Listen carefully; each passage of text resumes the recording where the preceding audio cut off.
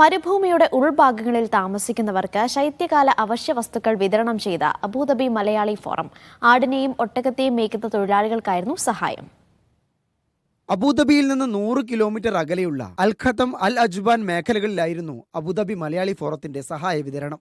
2 ദിവസങ്ങളിലായി 200ഓളം പുതപ്പുകളാണ് കൂട്ടായ്മ വിതരണം ചെയ്തത്.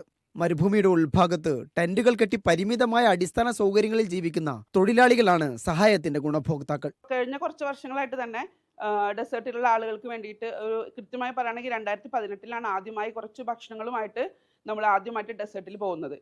അന്നേരം അവിടെ കണ്ട കാഴ്ച ശരിക്കും നമ്മളെ വളരെയധികം വേദനിപ്പിക്കുന്നതായിരുന്നു.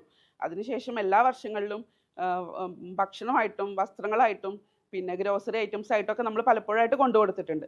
സഹായ വിതരണോദ്ഘാടനം അബുദാബി മലയാളി സമാജം പ്രസിഡന്റ് സലീം ചിറക്കൽ നിർവഹിച്ചു. സമീർ കല്ലറ മുഖ്യാതിഥിയായിരുന്നു. Abu Dhabi Malayali forum chairperson Jisha Shaji അടക്കമുള്ളവർ പങ്കെടുത്തു.